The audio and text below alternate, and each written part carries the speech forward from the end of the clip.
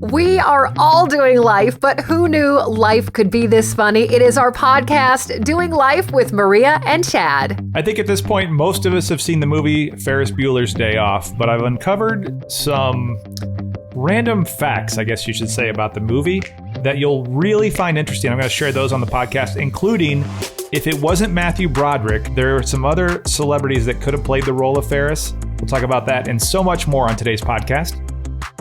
The Super Bowl was wah wah.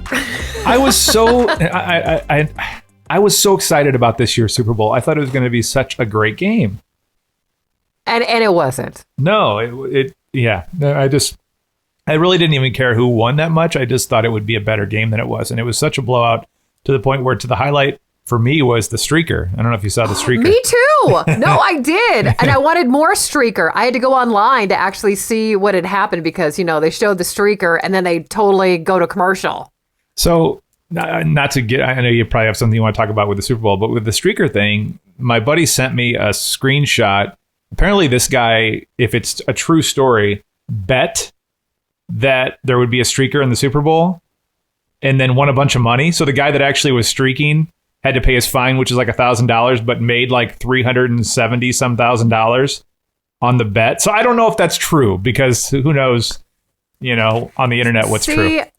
See, I heard that some YouTube guy paid the streaker to streak kind of as advertisement for his channel, although I have no idea what channel it was. No, it was an adult. Sense? It's an adult site. That is true, and apparently, so that part I think is. I saw in an article the seats that he was in were paid for by this channel, and it was written on his chest.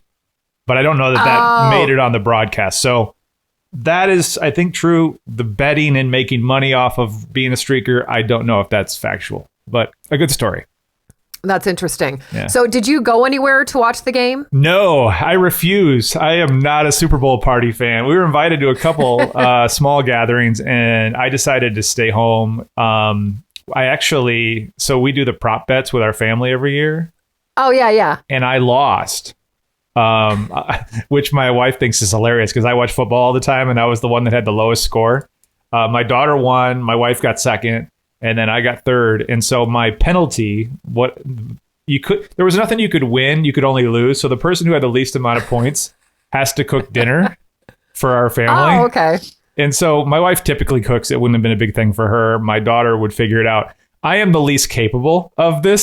So at some point this week, I'm going to figure out what my family's going to eat. And I'm going to be the one cooking it. So I got to figure out what to do. I have 2 words for you. Yeah. Takeout. Well, I don't think that's acceptable. I think they're expecting like from scratch. I can't even just hook something, like warm something up. So I got to figure out what I'm going to do. Maybe I'll bust out our air fryer or something. Well, we were invited over to our friends, the Cohens, Greg and Jill, and their daughter was there.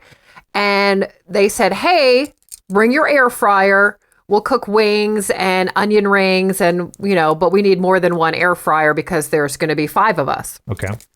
I'm like, okay. So my husband bought me the Ninja toaster oven air fryer thing. So it looks like a toaster oven. I love it. I didn't even realize I wanted it until I got it and we use it like every day. Yeah. It's crazy. Okay. So they said, bring your air fryer. And then we did that. We brought our own wings, whatever. So they're cooking the onion rings in their air fryer. We're doing the wings. And Greg and Jill's daughter, Jenna, was there. She has the same air fryer. And she's like, oh, we'll do it this way. This is the way I do it. We did it her way. That damn thing smoked so bad. Like we had the wings in there, but then the drippings were falling. It was so smoky in their house. The smoke alarms went off. It was so embarrassing. On a side note, the wings were amazing. Yeah. And she goes, well, mine doesn't smoke like that. And I'm like, I don't know. So there's either something wrong with ours or I don't know. But it was so embarrassing. Their house, it looked like we were in a bar in the 70s where the smoke, was 3 feet from the ceiling. It was so crazy. Because now you got me thinking maybe I should do wings. Did you start with raw chicken? Like, Okay. We've done wings a couple different ways. Let me tell you this, and honest to God, I'm being totally serious. Go to Costco or Sam's Club or whatever you have. Yeah. Buy their frozen wings. Okay. They have them, in the freezer department. I think it's like a 4 or 5 pound bag. It's $25, something like that. Okay. Thaw them out, and then depending on what kind of sauce you want, Eric does a dry rub with his chupacabra sauce that he got in Texas. Yeah. He does half with the chupacabra, and then he just bakes the other half. Okay. Or air fries the other half. And then after they're cooked, you put them in the sauce. So he did, I think it's a mixture, and I wish he was here, but it was Frank's, melted butter, and like some Worcestershire or whatever, all mixed up. And then that's what you roll the wings in after they're cooked, and then you serve them that way. Interesting. And you know me, I am like one of those people who doesn't like to eat food off the bone. Yeah. These wings were amazing. Okay. They're so good. So there you go. All right. I think I got all that. I may be calling your husband for more clarification because I might have missed a few details. Like, do I plug the air fryer in? That's about the extent of my knowledge in the kitchen. So we'll see how that goes. I did write a little contest for you today, Maria. Get the fake out. We're going to play in just a second, but I forgot to ask you what you want to play for. What would you like to win today? Oh my gosh. Another fake prize? Fake prize. What you want? I want $1 million. All right. You are a liar. You are a fake. Maria and Chad present Is this for real? Do you ever fake it? Get the Fake Out. That was a fake. I think I'm for real. Got your piece of paper and pen there? Yeah, how many do I have today? 1, 2, 3, 4, 5. Wait, whoa. Oh, 5. 2, no, hold on. 2, 6. 6 of them. Oh my gosh, I didn't make enough room. Okay, go ahead. Yeah, they're short though. Short ones. All right. Number 1. Real or fake headline. Scientists have taught spinach to send emails. Okay. All right. This is right up your alley. Number 2. A new resort in Las Vegas won't allow gambling or smoking. What? Uh-huh. Number 3. Oh my God. Selma Hayek is producing a show about talking boobs. Okay. Number 4. The card game Uno is being turned into a movie. Okay. Number 5. Nissan Altima made a prominent appearance in a Volkswagen commercial during the Super Bowl after a creative agency mix-up. Okay. All right, the final one. Jackie Chan is a classically trained opera singer, and he's released more than 20 albums. You know who Jackie Chan is, right? Oh my God. Yeah. Oh my gosh. Okay. Let's see. This is a good one today. Uh-huh. All right. So I heard about Selma Hayek and the talking boobs. Yeah. Okay. I think that's flippin' hilarious. Uh-huh. I heard about the card game Uno being turned into a movie. Yep. I knew that Jackie Chan was an opera singer because I always thought that was weird. Uh-huh. Okay, so that leaves 1, 2, and 5 left. Spinach sending emails is kind of weird. No gambling and no smoking in Vegas. And the commercial. Oh my gosh, I don't know. This is for a fake $1 million. No pressure. Literally, no pressure. Okay, I'm going to say, why in the world would Vegas open up a resort with no gambling and no smoking? You gonna lock that in? Got to be fake. So Final I'm gonna answer? lock that one in. Final answer. Oh, Maria. Really? That is real. Being built That's right now. stupid. Millions of dollars are being spent to build what's called the Majestic. And it's got all the stuff that Vegas has, like a pool overlooking the strip and all that. But no gambling and no smoking. And by the way... So who's going to go there? Nobody. I think there are people that like Vegas that don't gamble and don't smoke. I mean, I don't know. Maybe... I know that we've stayed at a place called the Vidara there. And they have gambling, but no smoking. So that's like... Well, on the strip there.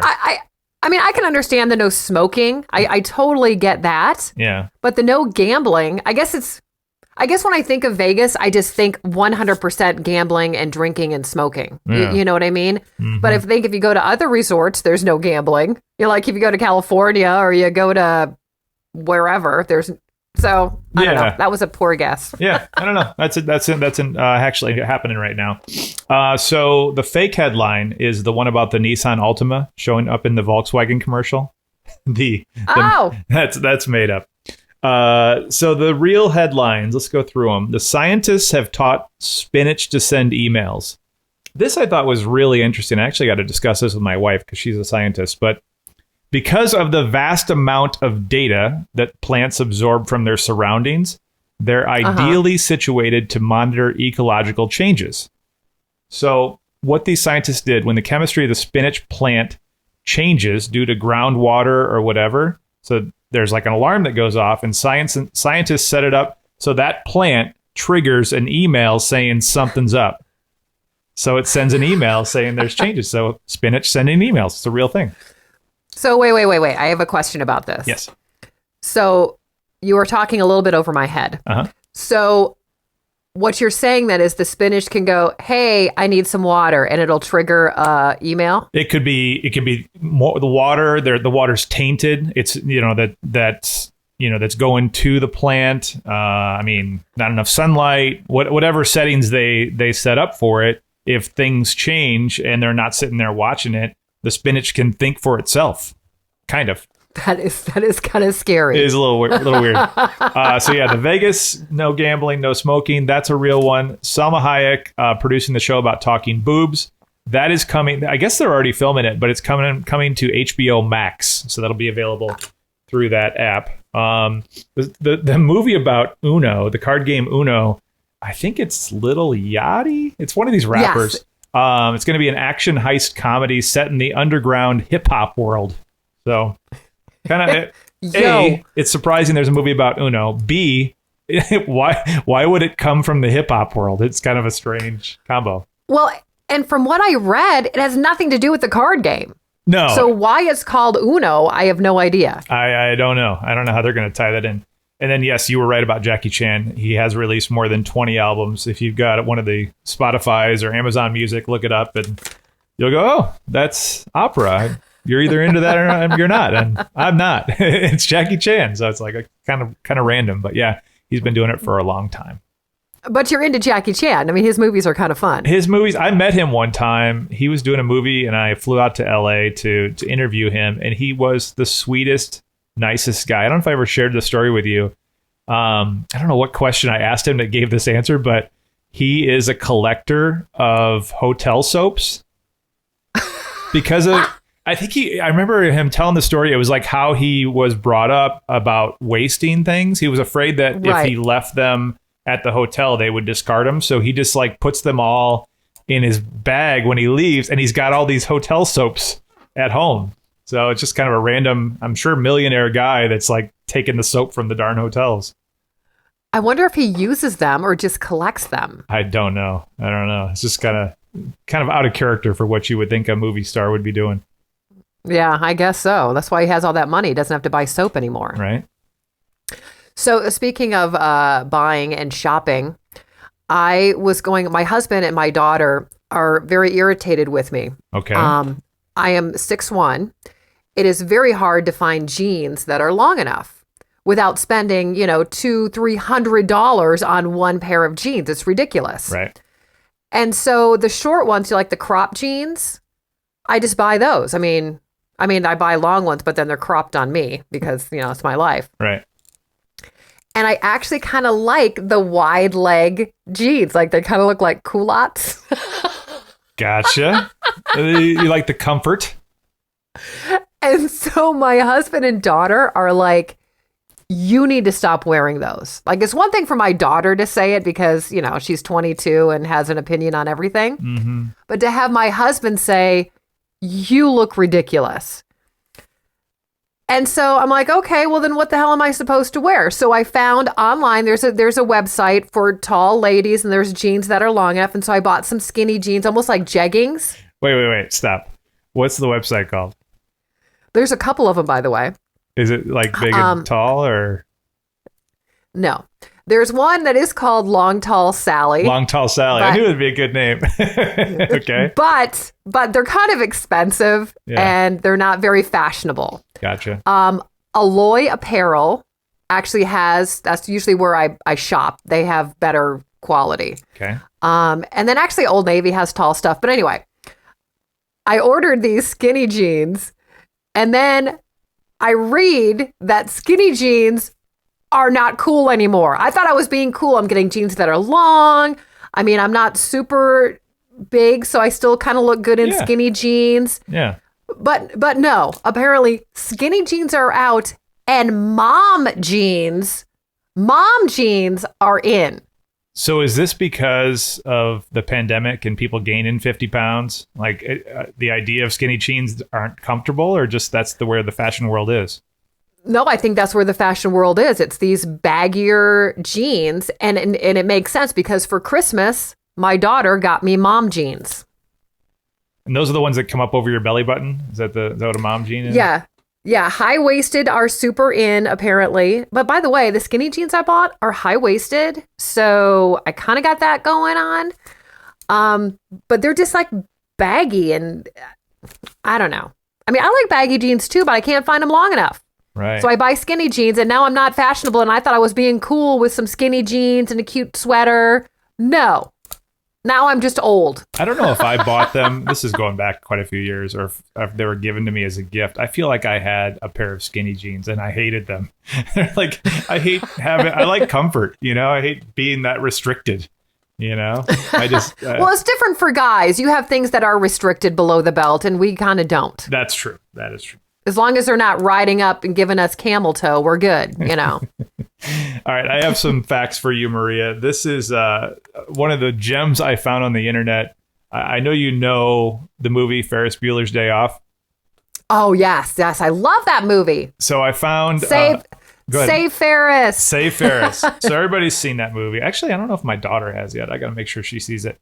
But these are things that you didn't know about Ferris Bueller's Day Off. And because I love the movie so much, I thought you might be interested in these. Remember Charlie Sheen was in the movie? Yes. Okay. So it's kind of funny that this is written as a fact that you didn't know. It says Charlie Sheen stayed awake for 48 hours to convincingly play his hard partying character. I mean, do you think that was a stretch for him to stay up 48 hours? I'm sure it was like, no. Yeah, I'll be there. Just tell me whatever day. Give me 5 minutes notice. So that was when they were in the hospital, right? Yeah, exactly. Or no, the police station or something. Yeah, he's sitting on the couch with Ferris's sister. Yeah. Yeah. The scene in which Grace impersonates Dean Rudy was improvised. So remember when she says the sportos, the motorheads, the geeks, the sluts, the bloods, wastoids, that whole thing? Yeah. She made that up, but I pulled a little bit of another scene. Do you remember when Ferris was trying to get his girlfriend out of school and he calls Rooney, the principal, and then he has his friend on the other line, so he's like being mean to him and he realizes it's not Ferris, or he thinks it's not Ferris? This is that scene. You don't like my policies, you can just come on down here and smooch my big old white butt. Cat. Pucker up, Buttercup. What? Ferris Bueller's online too. I just love that scene because then Ferris comes on and he's like, you know what? I want to have some words with you. When he comes down there. It's just really funny. All right. So this is some off-screen love. Ferris's parents in the movie actually became a couple in real life. Oh, I didn't know that. And Matthew Broderick, Ferris, and his sister, I think it was Jennifer Grey, was his sister. Yeah. They were dating for a while. So they actually had like an off-screen romance for a while. Interesting. The age of the characters were all older than their teenage roles that they played, right? They were, I'm sure, yeah. They're actually like in their 20s, mid-20s, I think. Sloane was the closest. How old was she? She was 18. So she was the closest, but she didn't really do much after that. Speaking of Sloane, Molly Ringwald wanted that part and didn't get the part. I don't think she would have been as good as Sloane. I think it's she had done all the John Hughes movies, so she was like probably figured that she'd be the one. Ferris Bueller, so Matthew Broderick and the guy who played Dean Rooney never talked to each other in the film. Like they never actually in person talked to each other. That's right. I never even thought about that. There was a scene towards the end of the movie where they're in the same screen, but Jeannie is the only one that talks. They don't actually talk to each other. So like that was kind of interesting. The fact that they were, he was the bad guy and Ferris was the good guy. They just never really actually had any dialogue together. I wonder if that was planned. I don't know. You know what I mean? One of the things that will come up later is how fast John Hughes wrote the movie. Ferris's synthesizer, remember he was playing that, like all the weird noises? At that time, that would have cost the same as a car to have that. No. I mean, think about how long ago that was to have that advanced technology. Remember the scene where they're doing, is it Twist and Shout? Parade? On the parade float, yeah. There were real Chicago workers that were there because they shot it on the streets of Chicago. So like it wasn't like all actors and actresses. They kind of had Chicago workers fill the scene. Remember the scene where they're going to take the car and they have this red Ferrari and there's the glass in the trees where the car is stored. They had to paint the leaves because when they filmed it, it wasn't summer outside. So they painted the leaves to make it look like summer. Oh my God. In that scene. As I was mentioning, John Hughes wrote the script for Ferris Bueller's Day Off in just 6 days. Like put that all together that fast. So when they did Twist and Shout in the parade, apparently Paul McCartney reached out because they had to get the rights, but he was upset about the amount of brass, like all the horns that they used because it ruined the integrity of the song, apparently. Whatever. Ben Stein, remember Bueller?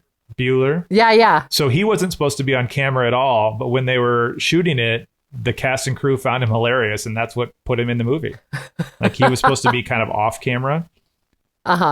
Instead of Matthew Broderick, Anthony Michael Hall says that the part of Ferris was written for him, but him and John Hughes had a falling out, and that's why Matthew Broderick ended up being Ferris Bueller. Isn't it funny, though, now that movie, Ferris Bueller's Day Off, is out and successful, I can't even imagine any other actor doing the part. Speaking of somebody else who wanted that lead role that was considered because he was so hot at the time, John Cusack could have been okay, Ferris. I'm going to take back what I say because I can kind of see John Cusack doing that. I could see that too. So the Ferrari was actually a replica. It wasn't a real Ferrari that they used when they, because they ran it out the window. Remember that? Yep. So it's kind of made to look like a real Ferrari. The original song by The Cure was recorded for the gallery scene, but they never used it because The Cure was a big thing back in the 80s. So there's a song that they did just for the movie that never got used. What else? There's a few more here. Going down. A sequel was discussed but never got off the ground. Thank God. And then this I forgot, but I did know about this. There was actually a TV show. Do you remember the Ferris Bueller TV show? No. It was called... Not at all. TV series. It didn't go very long, but Jennifer Aniston was in it. That was like one of her early jobs. So look that up on YouTube or whatever. I'm going to make a little note. I think she plays Ferris's girlfriend in the TV series based on the pictures here. Yeah, those are some things you didn't know about Ferris Bueller's Day Off. That was fun. Yeah, I've got some random facts I've been digging into. You know what? I'll do it on the next podcast. The story behind the Girl Is Mine, the Michael Jackson song. Oh, yeah. There was a whole lawsuit. I'll talk about it on our next podcast. But this guy who, well, I don't want to give away too much, but there's a guy that claims that he wrote the song and it's his. Oh. And it goes into Paul McCartney. It goes into Michael Jackson. I'll talk about that on the next podcast. But let's do this. I have a final question for you to think about here. Okay. The final question. All right, here we go. Have you ever had a close encounter with a wild animal? Now, I'm going to need some direction on this one. Does it mean like the animal attacked me or I just ran into it? Choose your own adventure. Whatever story you want to say. And while you're thinking of your answer, I'll give out our phone number, 424-235-3657. Again, 424-235-3657 if you have an animal encounter story you want to share. Okay, you go first. I will refer to a prior podcast if you want to go back in our archives. Yeah, just scroll back and listen. You can find it. But when my daughter and I had the rattlesnake encounter with our puppy, that one stands out. There's been quite a few animal encounters. I tend to get myself in situations that sort of have animals surprise us. But yeah, go back to our podcast this last summer, I think, and you can hear the whole story of how first hike with our dog, how the rattlesnake almost got my daughter, my dog, and then me, and yeah, craziness ensued. So that would be my story. I've seen snakes.